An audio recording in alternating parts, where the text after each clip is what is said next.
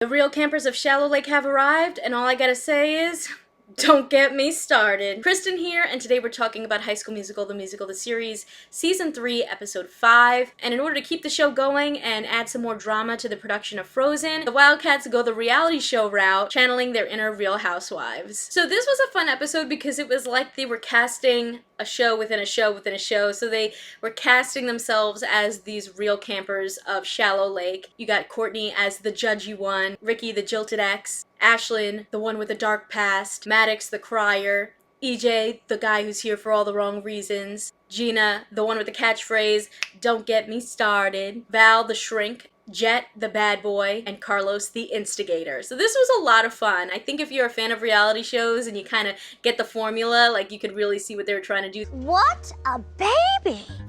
Well, that's a little judgy. Well, you're a little loud and excitable man. Ow! My face! I've been slapped. They had that checklist of, like, slapping someone across the face, throwing a drink at somebody, getting caught talking with the mic hot. So they're making up all these fake scenarios that aren't really that fake, to be honest, to just bring some more drama to the production. And because Gina knows about EJ's letter, she's kind of mad at him and uses this as an opportunity to torture him alongside Ricky. Gina and Ricky perform What Do You Know About Love as Anna and Kristoff, although I don't really get the way that they staged this performance. They're like, oh, just mark it. You don't have to, like, go full out.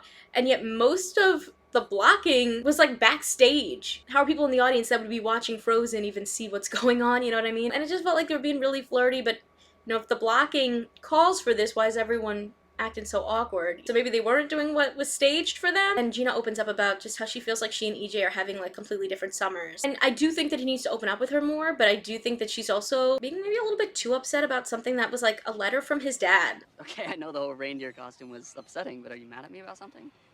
Don't get me started. Maybe she should have said something to him or asked him, like, hey, what's going on? Instead, she's, like, sort of being, like, really bitter and spiteful to him, and even calls out St. Louis in the middle of them taking, like, a big group photo. I thought it was a little bit much when, like, EJ is a nice guy and he's just trying to figure out a way to, like, not have to leave and go to St. Louis and be in Salt Lake and stay with Gina. She calls him the real EJ of Shallow Lake, or maybe the old EJ of East High, and it's like, I think that all of these characters have grown a lot since the first season, and so I didn't think that was really fair. And he promises Gina that he's not going to leave Salt Lake without a fight. He really wants to try to make it work. This episode, we also get the big revelation of what EJ's real name is, what EJ stands for, and I thought it was hilarious, especially when you connect it back to his camp nickname of Rocket Man. Elton John Caswell.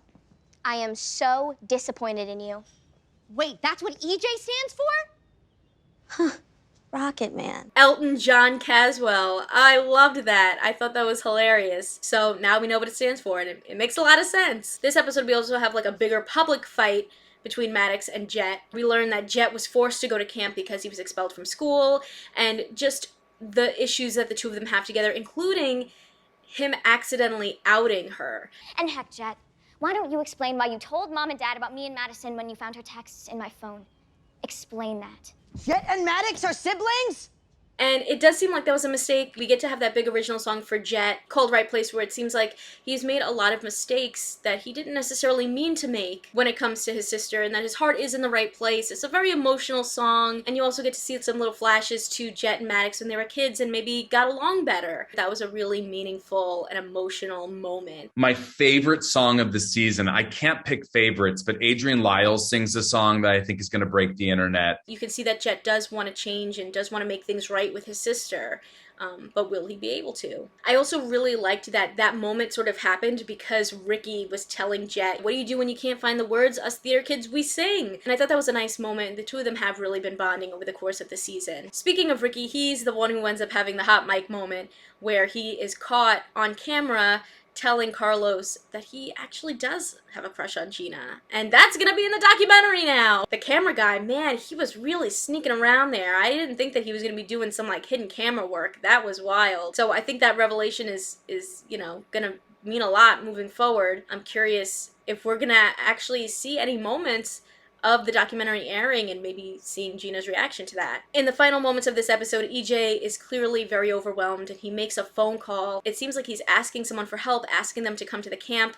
I'm trying to think who could help them that's not there. Maybe his dad, although it doesn't really seem like his dad wants to help. Maybe Miss Jen, that would be really fun, and bring her to camp for a little bit. Maybe Mr. Mazzara, he had a really good connection with him in the previous seasons where he was sort of like a mentor to him. Those are my theories, so let me know who you think he could be inviting to come to camp. When it comes down to it, this was quite the explosive episode. Like, all the secrets came out. I thought it was very satisfying, and I enjoyed seeing that kind of parallel with the reality television show vibes, the formula there, and, you know, exploring that. I feel like things are really up in the air right now for Gina, Ricky, and EJ. Although, I gotta say, I think Gina might have been overreacting a little bit. I guess we'll see moving forward what happens. But it also seems like the producers of the reality show, of the, you know, the documentary, are enjoying the new drama that they brought. So are they gonna be able to keep it up? Or is it gonna ruin their friendships if they keep pushing with all this fake drama that actually ends up being real drama? I'd love to hear your thoughts on this episode of High School Musical, the series, so make sure to leave a comment down below and let me know. Consider subscribing if you like my videos, and if you want to talk more TV and movies with me outside of the comments section, check out the exclusive Discord available on my Patreon at patreon.com/kmaldo. If you like this one, you can check out more of my videos right over here. See ya!